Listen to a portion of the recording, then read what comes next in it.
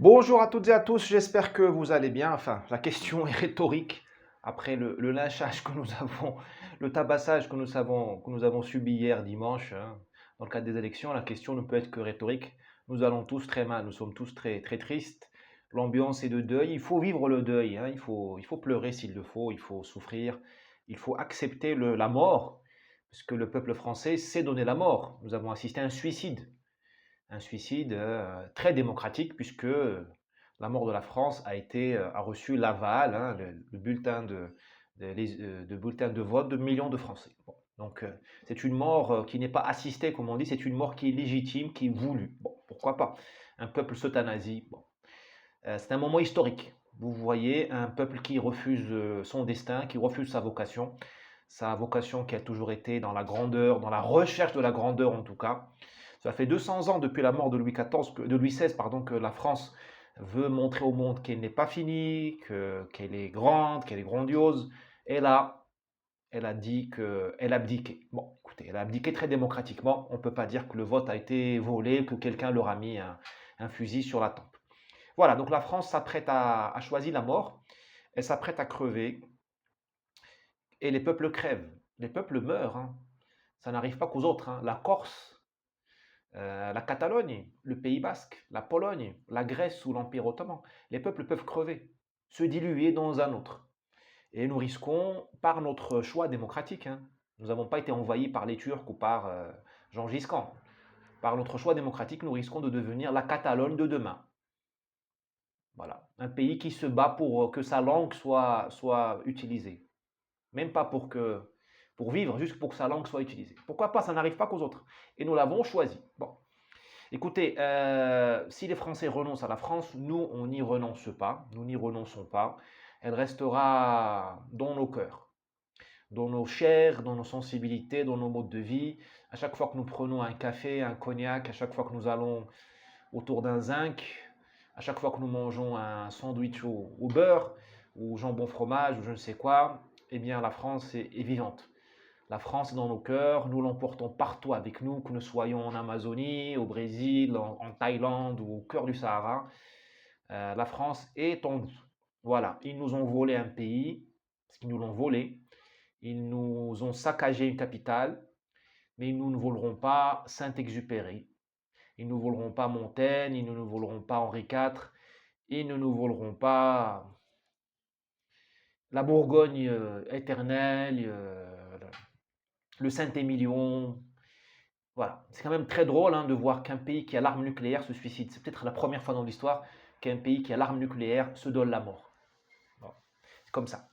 D'ailleurs, ça rejoint la vidéo de la semaine dernière. Est-ce bien sérieux de confier le destin d'une nation au vote?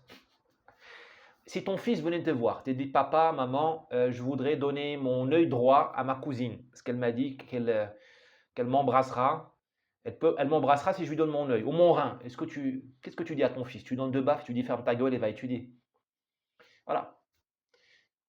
Si quelqu'un, ton voisin te rejoint, te dit écoute, j'ai envie de m'amputer, aide-moi à m'amputer, ou donne-moi 10 euros sur PayPal pour que je m'ampute, pour faire une levée de fonds pour que je me paye moi, ma chirurgie parce que je voudrais marcher de manière déséquilibrée, c'est la nouvelle mode. Qu'est-ce que tu lui dis? Ferme ta gueule et va étudier. Occupe-toi de ta vie. Voilà. Eh bien, ça marche pour tout sauf pour le destin d'une nation qu'on a confié hier à des gens qui veulent se suicider. Bon. Alors, regardons ce vote, cette anatomie légale, au sens, comme on dit en anglais, forensic. Hein, on est dans l'autopsie, voilà. On va plonger dans le formol, hein, on va prendre le cadavre et on va voir les morsures de Marianne. Marianne qui a bien la gueule cassée. Hein, aux âmes sensibles, s'abstenir ou cacher votre écran. Juste écoutez-moi. Donc vous avez aujourd'hui trois morsures dans cette France. Tu as le bordel, tu as le cimetière et tu as l'asile de fous. Alors, je vous propose de l'analyser dans cet ordre. On va aller au bordel d'abord, hein, pour rigoler. Après, on ira à l'asile de fous. Et après, on ira au cimetière, hein, la mort arrivant à la fin. Alors, le bordel, c'est LREM. C'est-à-dire que tu as une espèce d'orgie où tout le monde couche avec tout le monde, où tout le monde passe la main dans l'organe de tout le monde. C'est ça, c'est LREM. Tout le monde se rallie. J'ai écrit ça hier et sur Twitter, hein, j'ai plus de considération pour les travailleuses de la rue Strasbourg-Saint-Denis à Paris que pour la directrice de LR qui se jette dans cette orgie nommée LREM, enfin Christian Jacob, enfin tout ça. C'est juste minable. Voilà, c'est un bordel où on va aller vendre ses attributs, pour pas dire autre chose, ses faveurs, pour avoir des places. Ok, pourquoi pas, écoutez, hein, c'est comme ça. Bon. C'est le parti de la dilution de la France, c'est-à-dire que la France est vendue à la virginité de ce pays est vendue à l'encan. Voilà, voilà, maintenant, c'est pas Macron qui a gagné, hein, c'est Van der Leyen qui a gagné. C'est McKinsey, c'est George Soros, c'est les pires ennemis de la France, hein. C'est l'État profond américain. C'est même pas les Américains sympas que nous connaissons, que nous pratiquons tous les jours au travail. Non, non, c'est la pire racaille qui a gagné. Macron n'a pas gagné. Macron, c'est un porte-drapeau. Macron, c'est un. Oh, je vais être méchante, un chaouche. C'est le chaouche qui porte le Marocain avec culon, pour ces gens-là. Voilà, bon, pourquoi pas. C'est Merkel qui, outre-tombe, a gagné. Bon. Ok, c'est un bordel. C'est un bordel. Bon, écoute, hein, donc, qu'il fasse de beaux enfants. Hein. En face, tu as l'asile de fous, c'est le vote pour Mélenchon. Pourquoi je dis l'asile de fous? Parce que tu as le vote banlieue, apparemment il a fait un carton Seine-Saint-Denis, et le vote des professeurs de l'éducation nationale. Donc en gros, je fais un énorme raccourci, mais qui est réel, la vie étant réelle, la vie étant radicale. Hein. La vie est caricaturale. Je m'excuse hein, que les bonnes âmes éteignent la télé. Tu as ceux qui caillassent les profs, qui les décapitent, et les profs ont voté pour le même candidat. C'est ce que j'appelle le rassemblement. Le Rassemblement national, il n'est pas chez Marine Le Pen, il est chez Mélenchon. Parce que lui, il rassemble les bourreaux et les victimes. Il rassemble aussi les cocus. Parce que ce vote banlieue qui a voté Mélenchon pour emmerder Zemmour, ce vote banlieue, il a voté pour la mort lui aussi. Parce qu'il a voté pour les profs qui abrutissent ses enfants. La seule chance d'intégration par le travail des enfants des banlieues, c'était l'éducation nationale. Or, le vote Mélenchon, c'est le vote des profs qui ont bazardé l'éducation nationale, qui ne veulent plus entendre parler de sélection. Lisez la lettre des 800 recteurs d'université, universitaires, je ne sais quoi, qui ont appelé à voter Mélenchon la semaine dernière. Ils sont contre la sélection, ils sont contre l'excellence. Qu'est-ce qui va rester aux banlieues? Le rap. Nique ta mère. C'est le vote nique ta mère. Donc tu as, les gens quittent le Maroc, l'Algérie, la Tunisie, le Mali pour s'installer en France, pour que leurs enfants aient un espoir et un destin. Et que fait l'éducation nationale? L'école publique des banlieues, elle détruit l'avenir des enfants en leur disant mais pas la peine de passer un bon bac, pas la peine de parler français, pas la peine de te creuser les méninges, pas la peine de faire Polytechnique. Laisse ta plaque, Mourad, Mokhtar, comme dirait mon ami Pierre-Yves Rougeon, laisse ta place à Polytechnique aux Marocains de Frère Ben Saleh.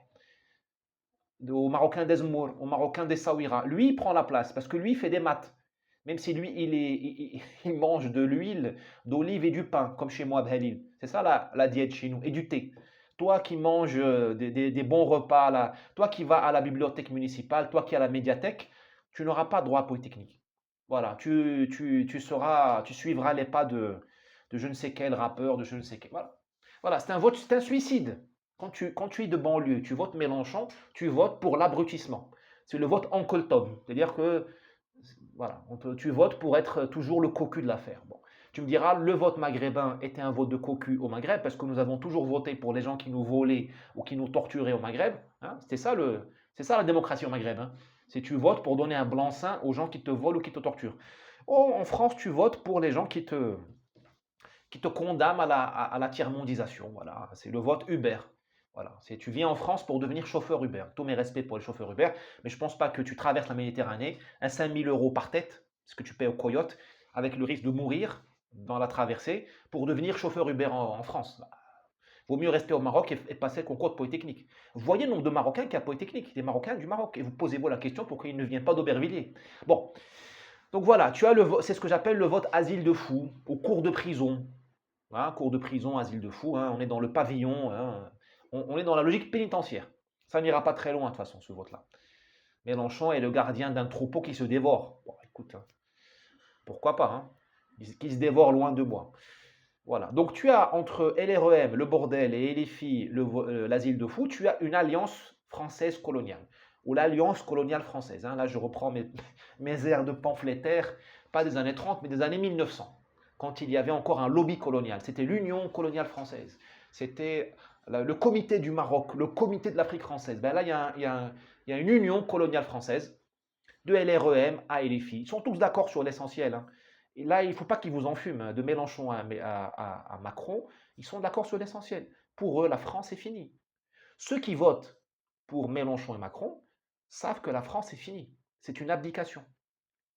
Ils sont en avance de phase sur l'histoire. Ils savent que la France ne sera plus une grande puissance. Ils ne veulent pas qu'elle soit une grande puissance.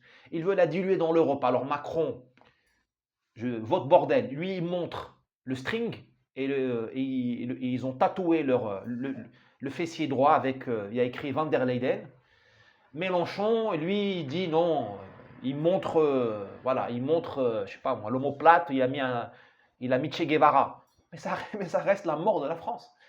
C'est la mort de la France dans Sodome et Gomorrhe. C'est-à-dire, on va diluer la France dans une Europe.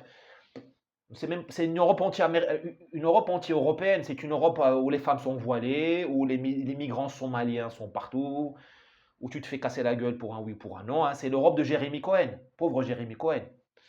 C'est l'Europe, voilà, de Van der Leyden. C'est l'Europe diluée dans le commerce. Et c'est une France qui est morte.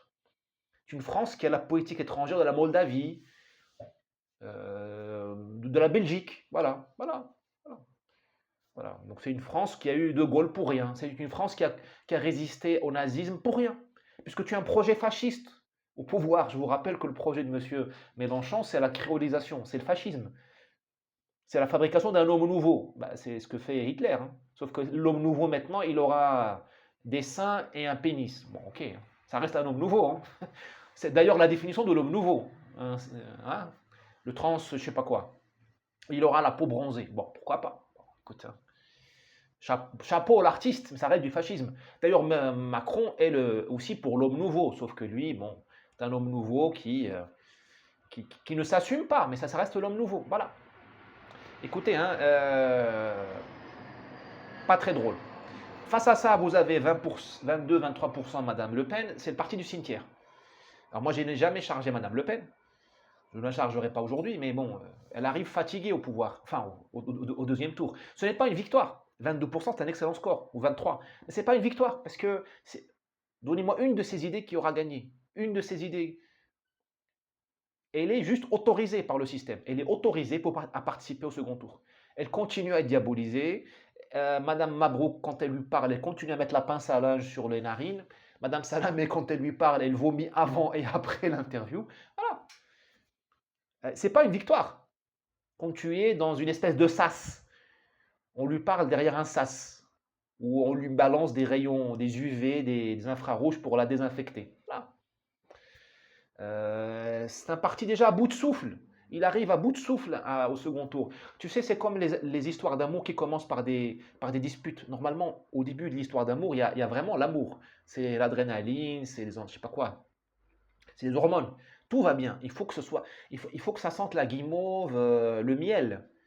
Il faut que ce soit doux au toucher, au début. On se dispute après, on se déchire après, durant l'histoire d'amour. Voilà. Là, ça commence déjà par la peau est comment on dit? C'est sec, la peau est sèche. C'est pas doux au toucher, ça sent pas bon. euh, c'est fatigué, c'est à bout de souffle. Il n'y a rien, il n'y a pas de. Bon. C'est le cimetière. Et, baladez-vous dans le cimetière de. Moi, je me baladais dans les cimetières quand je vivais en France parce que j'aime bien les choses ordonnées. Les cimetières français sont ordonnés. Il y a des rues. Alors qu'au Maroc, le cimetière, on dirait que tu es dans un souk habité par des morts. Hein. Il y a des scorpions, il y a des serpents, il n'y a pas de. Aujourd'hui, c'est une allée. Dans 2 jours, il y a déjà deux corps. On te met des corps partout. On te met des tombes, on te met des corps de bébés, on te met des micro-tombes de bébés entre la nuit, le jour et la nuit. Tu as l'impression que le cimetière, il est habité la nuit. Enfin bon. Donc c'est très désagréable le cimetière marocain. Le cimetière français, c'est l'esprit français, enfin, d'avant, parce qu'il est mort. Okay, donc voilà, donc tu as le bordel avec la prison ou l'asile de fous, ça forme l'alliance coloniale française. et tu as le cimetière. Bah, écoute, voilà le paysage poétique français. Bah, écoute, c'est pas très drôle. Alors, Reconquête, dans tout ça, nous avons subi une attaque au napalm, 7%, c'est extrêmement décevant, il faut être très sérieux. Extrêmement décevant. Bon, bah, écoutez, il ne faut pas non plus qu'on se ronge, il ne faut pas qu'on mange notre foi, hein. Ça existe en arabe, cette expression très expressive. Voilà. Il ne faut pas qu'on mange nos propres enfants. Là, il faut accuser le coup, il faut observer. Il ne faut pas se faire le mauvais procès, hein. C'est pas parce qu'on a mal qu'il faut faire. Tu sais, quand tu as mal, tu fais n'importe quoi. Moi, j'ai un voisin, je ne sais pas si je vous l'ai dit, il s'est tiré une balle. Il est à 8 h du matin, il est descendu à sa voiture, au garage. Il a pris un revolver, il s'est tiré une balle. Donc, effet maximal. Il ne faut pas qu'on fasse ça, hein. Faut pas qu'on fasse ça. Pas parce qu'on a mal qu'il faut qu'on se tire une balle dans la tête en pleine rue sur Euronews. Non, il faut qu'on se calme. Reconquête, dans un pays normal, n'aurait même pas eu besoin de faire campagne. Parce que les thèmes de reconquête, c'est les thèmes de la vie. Enfin, je ne sais pas, quand un bébé arrive au monde, est-ce que tu vas lui mettre un oreiller sur la gueule et le tuer? Est-ce que tu vas lui mettre est-ce que tu vas lui mettre des gouttes d'urine dans le lait maternel? Voilà. C'est ce que dit Zemmour. Il dit la remigration, par exemple. Tout le monde dit la remigration, c'est pas bien, mais c'est la remigration, c'est la mesure d'hygiène la plus absolue. C'est le vaccin BCG. Donc, enfin, faire remigrer les délinquants et les terroristes, mais c'est le béaba. Même au Soudan du Sud, ces idées-là gagnent. Il n'y a qu'en France où ces idées-là ne gagnent pas. Donc la France n'est pas un pays normal, d'accord, ok, dont acte. Il ne faut pas qu'on dise Zemmour, il a fait une campagne trop à droite. Non, Zemmour, il a dit des choses qui sont... Enfin, la remigration, il faut arrêter de fantasmer. La vie n'est pas un film porno. Je viens de dire que LRM était une orgie, un bordel, d'accord. Mais la vie n'est pas un film porno. Il ne faut pas dire la remigration, c'est une purification ethnique. Non, non. La remigration, c'est la punition des délinquants. Un pays est fait pour punir. Un pays qui ne punit pas est un pays qui mérite de disparaître. Un pays qui ne punit pas mérite de disparaître. Tu viens au monde, quand tu es bébé, tu viens au monde dans une famille, il y a un postulat, ça ne se discute même pas. Le postulat, c'est que tes parents vont te sauver. Ils vont te donner à bouffer et vont te sauver. Quand une mère abandonne son enfant dans une benne à ordures, ça arrive malheureusement de temps en temps, on dit que c'est une mère monstrueuse. Voilà. Quand un papa abandonne sa famille, on dit que c'est un père monstrueux, indigne. Voilà. Voilà. Donc là, nous avons un peuple qui, malheureusement, dans l'indignité, dans la monstruosité. Vous avez des mères qui abandonnent leurs enfants et des pères qui abandonnent leurs bébés. Voilà. C'est un comportement indigne, monstrueux. La remigration, c'est juste, c'est une partie des soins que l'on donne à un bébé. Il n'y a pas que la remigration, il faut l'éducation, il faut aimer le bébé. Je dis toujours, en France, il y a un manque d'amour. Peut-être que chez Zemmour, il y avait un manque d'amour. Bon, écoute, on fera le bilan plus tard. Mais tu ne peux pas mettre ton bébé dans un berceau et mettre des scorpions dedans et te regarder dans le miroir et dire j'aime mon bébé. Non, tu es juste une mère indigne. Voilà. Voilà, écoute, donc Zemmour à 7%, ça veut dire aussi que tu as, comme je l'ai dit tout à l'heure, c'est la confirmation que les Français ont acté à la mort de leur pays. Je vais plus loin. C'est la confirmation que le terrorisme a gagné. Nous sommes toujours dans l'onde de choc de 2015, 2016, 2017, du Bataclan, de Nice. Salah Abdeslam, ce fils de sa mère, a gagné. D'ailleurs, l'élection a lieu en même temps qu'il y a le procès. Il a gagné, puisque les Français ont ingurgité, on leur a mis au laser, tu sais, c'est le tatou, on leur a tatoué, c'est le tatouage, on leur a tatoué au laser, dans l'ADN, qu'ils sont des gazelles, qu'ils sont des proies. Le peuple a intégré la mentalité de la proie, parce que face à la violence extrême, tu as deux possibilités.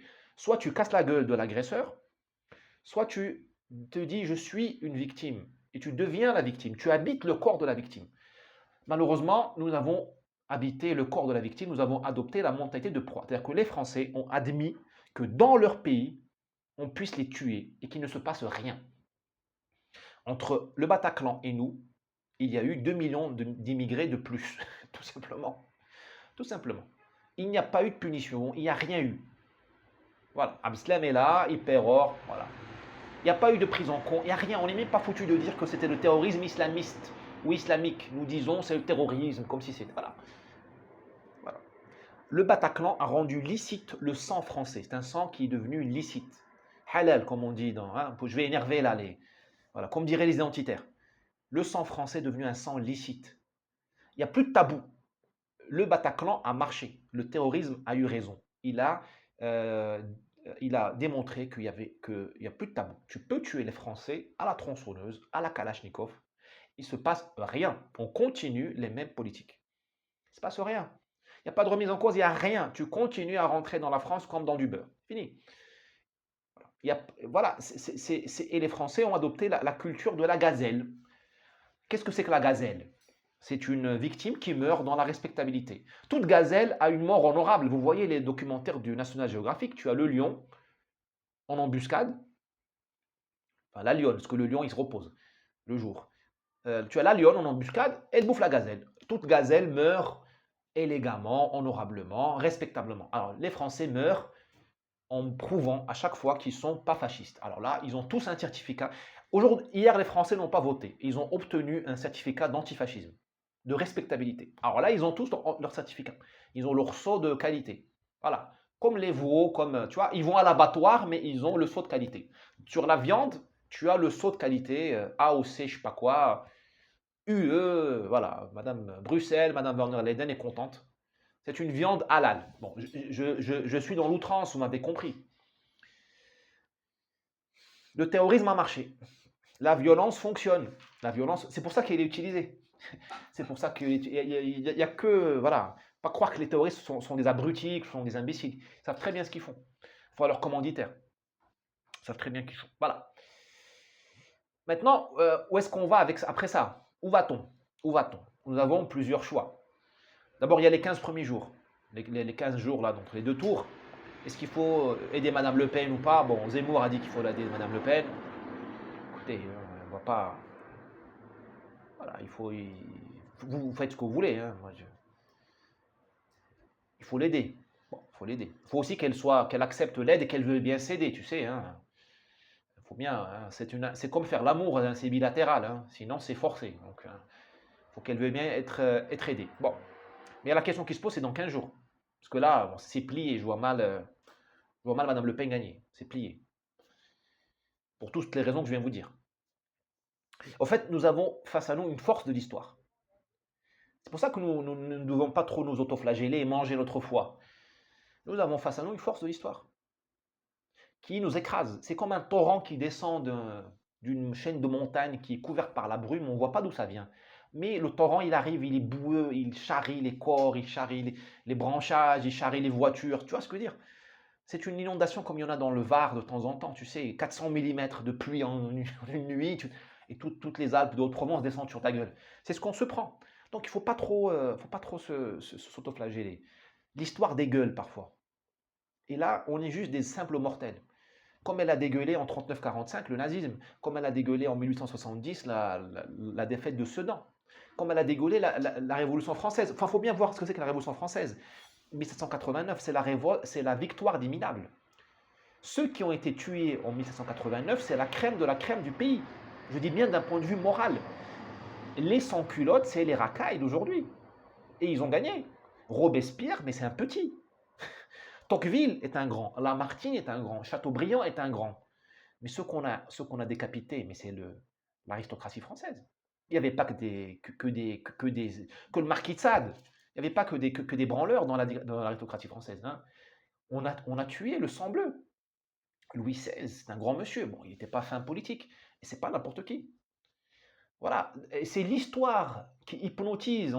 J'ai l'impression que tout le monde est hypnotisé. L'histoire hypnotise les gens et les amène à l'abattoir. Bon, je crois que Saint-Exupéry disait que l'esprit, avec un E majuscule, l'esprit a besoin de notre sang, se nourrit de notre sang pour arriver à ses fins. Voilà, l'histoire est en train de dégueuler la France, est en train de la tuer. Bon, écoute, faut pas non plus trop en vouloir à Zemmour ou à Marion ou à nous-mêmes. Voilà, écoute, c'est plus fort que nous, hein, nous sommes des simples mortels. Si tu es religieux, tu y crois, hein, c'est le mektoub, le destin. Voilà. Donc, qu'est-ce qu'il faut faire? Sachant que tu as une force, un train qui te marche dessus. Qu'est-ce que tu fais? Qu'est-ce que tu fais? Eh bien, je me projette d'ici 15 jours. Hein. Il y a deux choix. Hein. Soit tu soit tu prends le chemin de l'exil, soit tu fais le recueillement. Alors l'exil, je vais en parler en quelques secondes, c'est-à-dire que tu pars t'installer ailleurs et tu transportes la France dans ton cœur. Je crois que Chateaubriand disait, chaque homme a dans son cœur transporte dans son cœur un univers où, peuplé de ses souvenirs, où il se réfugie quand tout va mal dans sa vie, où il est tout seul, isolé du monde. Bon, la France, c'est notre cœur, notre chair.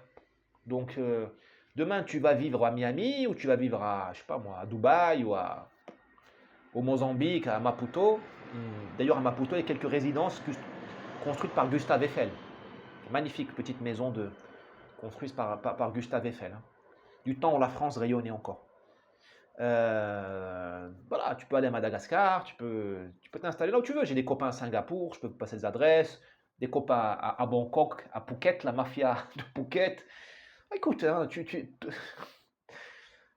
tu peux faire la nouvelle France et transporter la France dans ton cœur et ailleurs et refaire la France, hein. Elle peut être transplantée. Pourquoi pas? Elle pourrait, au conditionnel, être transplantée. C'était le projet colonial, hein, du cardinal de la Vigerie, l'ancien cardinal de Nancy, à la fin du 19e siècle.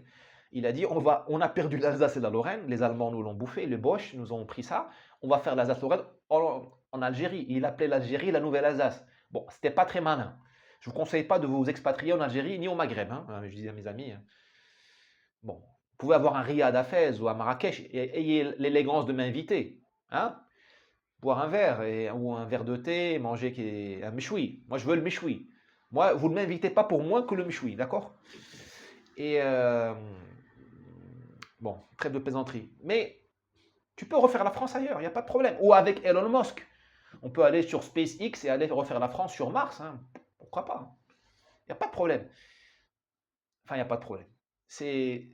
J'admets tout ça, c'est possible. C'est une tentation que j'ai. C'est une tentation de l'exil. Mais il y a aussi une autre tentation, c'est le recueillement, c'est-à-dire d'avoir la tête froide. Le recueillement. Avant d'aller faire n'importe quoi, de se venger, de se suicider, voilà, de se noyer dans l'alcool, dans la drogue, le désespoir est une drogue, hein.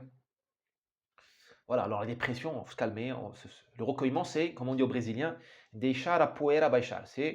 Il faut laisser la poussière descendre, hein. On laisse retomber la poussière, que les ralliements aient lieu, hein, que les accouplements aient lieu, hein, dans les backdoors, comme on dit dans les clubs gays, hein, que les backstage, backdoor, que les ralliements aient lieu, que les accouplements aient lieu, que les enfants monstrueux naissent, à LREM, voilà, que l'asile de fous nous fasse des beaux enfants lui aussi, et puis on verra, d'accord? Ça peut prendre quelques années, hein. On n'est pas pressé. Je vais vous dire pourquoi on n'est pas pressé. Parce que le recueillement, ce n'est pas l'abdication, hein. Le recueillement, c'est l'observation. On va observer la faune et la flore qui se mettent en place. On va aussi s'auto-observer, l'introspection, l'autocritique. Qu'est-ce qu'on a fait de mal? Par où est-ce qu'on a péché? Là, c'est trop dur, là, à chaud, on ne peut pas le faire. Parce qu'on a eu certainement raison sur le diagnostic, mais on s'est trompé sur les méthodes. Nous avons des méthodes de premier de la classe, de lauréat du concours général. Or, le monde appartient aux voyous. Le monde appartient aux voyous. Voyez le LREM, enfin, c'est un parti de voyous. De voyous, réellement. De voyous. Alors, le voyou, c'est pas le loupard. Le voyou, c'est pas nique ta mère, nique la France. Non, ça, c'est pas des voyous. Ça, c'est des mercenaires à la solde du système. Pas confondre. La racaille est une force paramilitaire. En Colombie, ils ont les paramilitaires. Ce sont des forces de droite, parce que en Colombie, l'État profond, jusqu'à présent, ça peut changer, était de droite. Donc les paramilitaires étaient d'extrême droite, à son service. Bon, je salue mon ami Alvaro.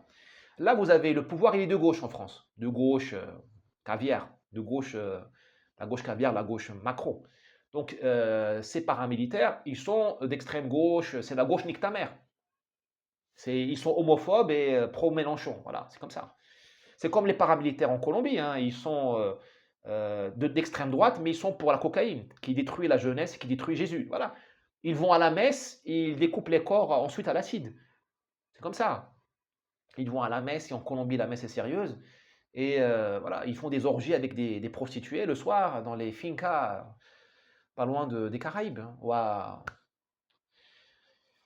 Bon, je ne vais pas vous donner ni mes adresses, ni mes accointances colombiennes, hein. Voilà, je ne suis pas transparent. D'ailleurs, la transparence est une connerie, hein. Transparence est une bêtise digne de la démocratie participative. Bon, donc voilà, vous avez aujourd'hui, nous avons des méthodes de premier de la classe. Ben écoute, le monde appartient aux voyous. Quand je dis l'introspection, le recueillement, c'est ça, c'est se calmer, regarder. Il faut qu'on aille chez le psy et qu'on comprenne qu'il faut qu'on se reconstruise mentalement, psychiquement. Ça prendra du temps. Le temps joue pour nous. Pourquoi le temps joue pour nous? Parce que nous sommes les maîtres des horloges. Cette victoire, comme on dit, je vais parler comme un journaliste de BFM, est une victoire à la Pyrrhus. Que ce soit chez Madame Le Pen, chez Monsieur Mélenchon, c'est Monsieur Macron. Ils ont acheté, un voucher, tu sais, un coupon réduction. Ils ont quelques mois, quelques années devant eux. Mais le régime va s'effondrer. Moi, je parie sur l'effondrement du système. Parce que il y a trop de contradictions. Tu ne peux pas mettre Nick ta mère et un couple LGBT dans la même ville. Ça va, l'un ou l'autre finira égorgé. Et je sais qui finira égorgé le premier. Voilà. Donc le système est bâti sur des pilotis en verre moulu, comme on dit, en bois verre moulu. C'est bâti sur c'est vaseux, au sens de la vase. Ils seront emportés par le torrent. Tu vois, il y a le torrent de l'histoire et puis il y a le torrent de la connerie là qui arrive. Il va leur péter à la gueule. Il va tous nous péter à la gueule. Donc, comment ça va péter à la gueule? Quand est-ce que notre heure arrivera? Il y a deux sources. D'abord, il y a la dilution de la France dans l'Europe, c'est-à-dire la perte de l'indépendance. Moi, je n'aime pas parler de souveraineté parce que le terme souveraineté, personne ne le comprend. Ça me rappelle mon père qui est mon philosophe favori. Hassan II a fait un discours, moi j'étais encore gamin, il a parlé de Wijdan. Et le Wijdan en arabe, c'est la spiritualité, je crois. Et mon père a dit, Sa Majesté se trompe. Parce que les Marocains vont comprendre Oujda, la ville d'Oujda, près de l'Algérie. Et ils ne vont pas comprendre ce qu'il disait, ils vont croire qu'il a fait un discours sur Oujda. Il avait raison, personne n'a compris le discours. Oujda, Wijdan, bon. Là, quand tu parles aux gens de souveraineté, les gens ne comprennent pas. Il faut dire l'indépendance. Là, la France est en train de perdre son indépendance. Donc, quand tu perds ton indépendance, tu payes le tribut révolutionnaire, tu payes le racket des puissances coloniales, allemandes, bruxelloises, américaines. Bien, demain, ils vont te faire payer le tribut, ils vont te désindustrialiser, ils vont te mettre à poil. Ils vont te mettre vraiment à poil, hein. Tu sais, les Allemands en 40, ils ont mis les Français à poil, ils leur ont fait payer une indemnité d'occupation journalière. D'ailleurs, ils l'ont fait en 1871 aussi, ça s'appelle le traité de Francfort. Les Français ont payé, hein. Là, tu vas la payer par tes impôts. Et tu sais comment tu vas la payer? 2026. Macron a dit qu'en 2026, on va commencer à payer la dette. Là, ils vont te faire un coup encore, un enfumage ou un accouplement forcé. Ils vont te dire, écoute, on va payer la dette. Là, tu vas payer. Et là, tu feras la grimace. Et là, Macron, il va te mettre le LBD dans l'œil gauche qui te reste parce qu'il t'a crevé l'œil droit. Et là, il va te crever l'œil gauche. Et là, ça va péter, je pense. Donc, il y a la crise qui vient, le choc qui vient, la révolte qui vient par la fin de la liberté française, la fin de l'indépendance. C'est-à-dire, on va passer à la caisse, mais vraiment, on va vraiment passer à la caisse. Et là, tu n'auras pas Bruno Le Maire avec son masque noir, le masque du bourreau, comme disait de Maistre, le masque du bourreau qui va te dire, oui, on va, le quoi qu'il en coûte. Là, il va te dire, je vais t'enfumer quoi qu'il en coûte, pas dire autre chose, hein. Quoi qu'il en coûte. D'accord? Et l'autre choc que je vois venir, c'est la guerre civile. Cette guerre civile, elle va venir, elle est au tournant. Enfin, la diversité cause le séparatisme. La diversité est un désastre. La diversité avec un D majuscule est un désastre avec un D majuscule. La diversité est un désastre. Comment ça va se passer? Bon, j'en sais rien, mais probablement tu auras une nouvelle vague terroriste. Au Bataclan, tu as eu un terrorisme Imagine la banque. Au Bataclan, en 2015-2016, on a fait péter le mur de la banque.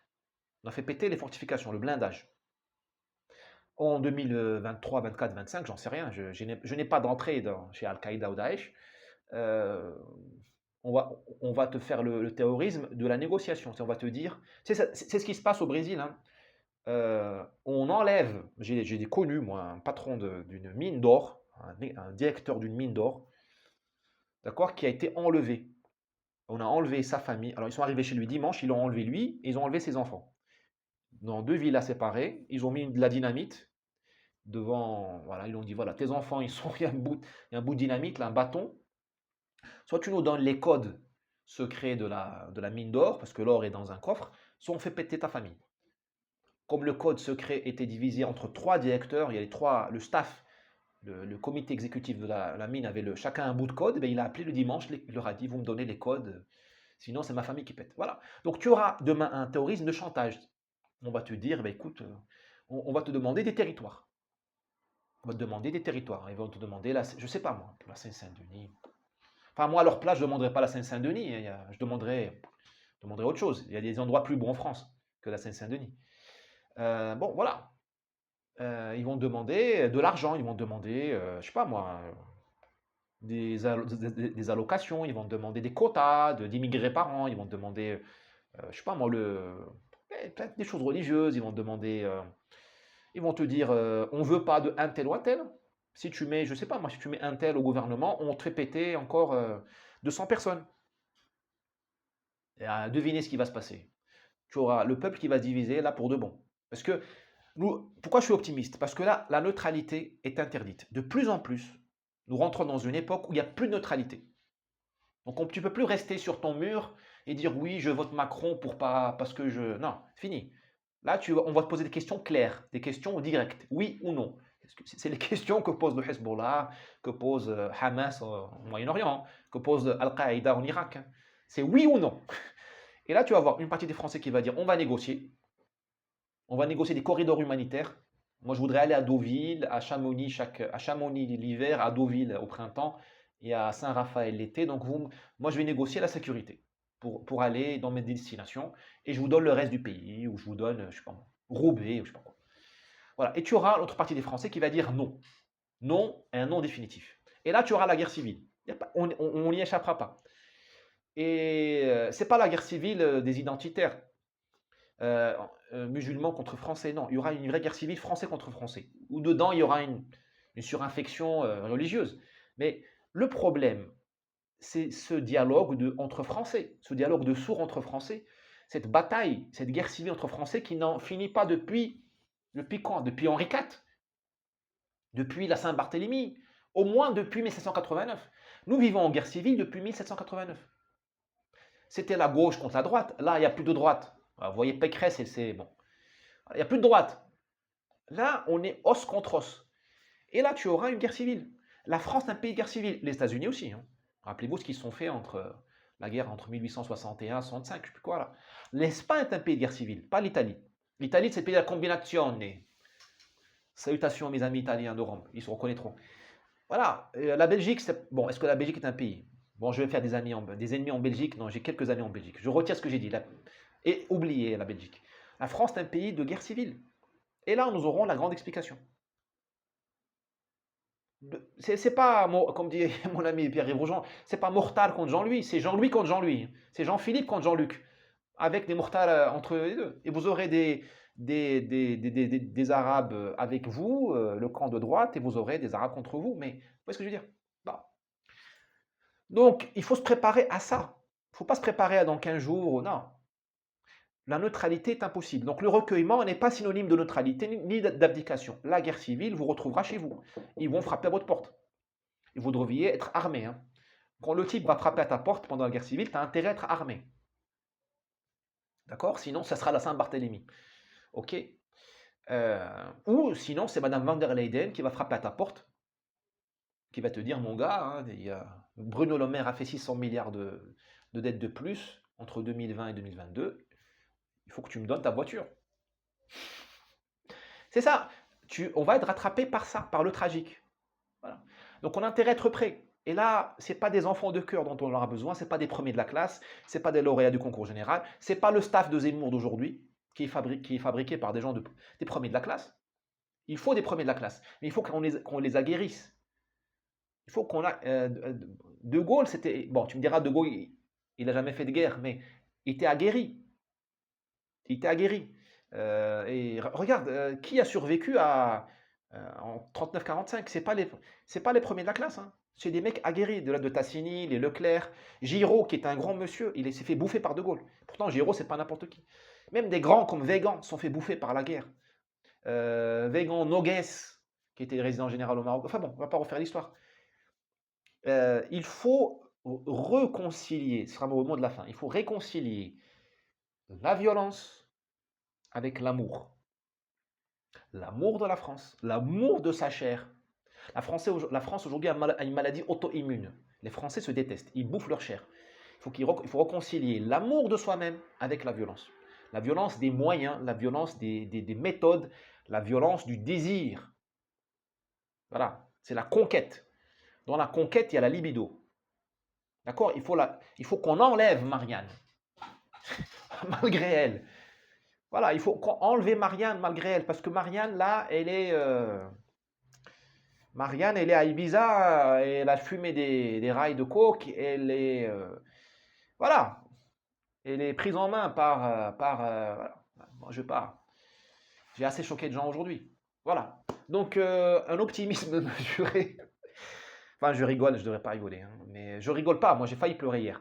Un optimisme mesuré et juste préparons-nous, quoi. Préparons-nous.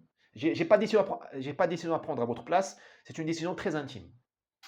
Soit vous faites l'exil et vous refaites la France ailleurs, la nouvelle France, au Mississippi, en Louisiane.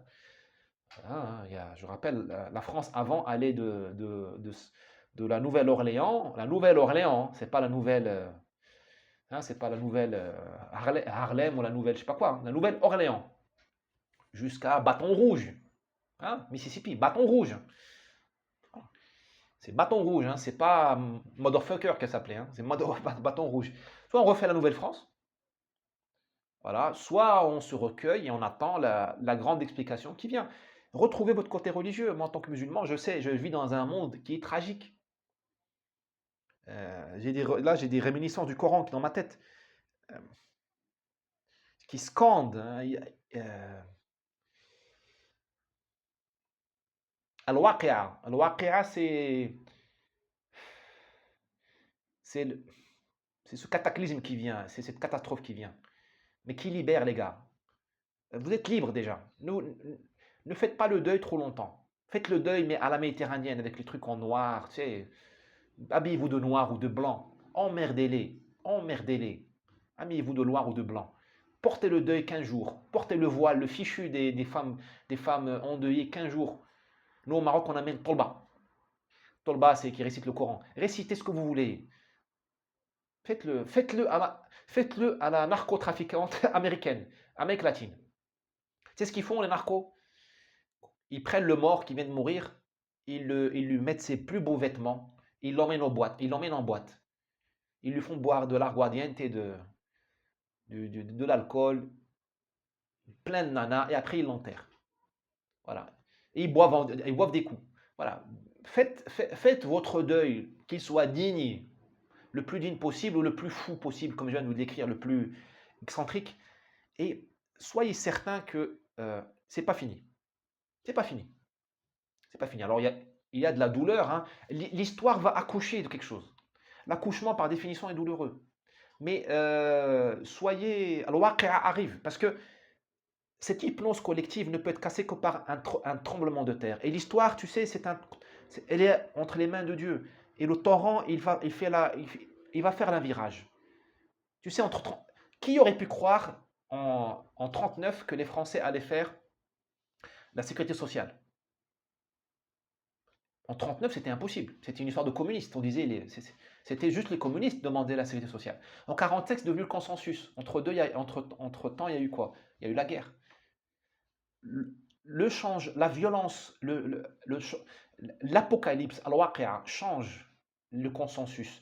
Les gens changent de consensus, changent d'opinion comme on change de chaussettes. Sauf qu'ils ont besoin d'être sidérés. Voilà. Attendons cette grande explication. Voilà. C'est ce que je peux. J'ai même pas besoin de le souhaiter. J'en suis certain. Bon, allez, noyons pour l'instant, noyons notre chagrin dans les moyens licites et illicites et retrouvons-nous demain. Demain, je vous propose de faire un live sans alcool, hein. Mais faisons un live pour mettre sur la table, hein, un live sur le divan. Et puis, écoutez, hein, la vie continue. À demain, disons 16h30 heure de Paris, d'accord? Non, 17h30 heure de Paris. Là, je ne sais plus quel horaire on aura. Bah, 17h30 heure de Paris, d'accord? Donc 12h30 heure du Brésil. Je vous passerai les détails sur ce canal. Vous aurez une invitation, hein. Donc, stay tuned, comme on dit en anglais. Ciao!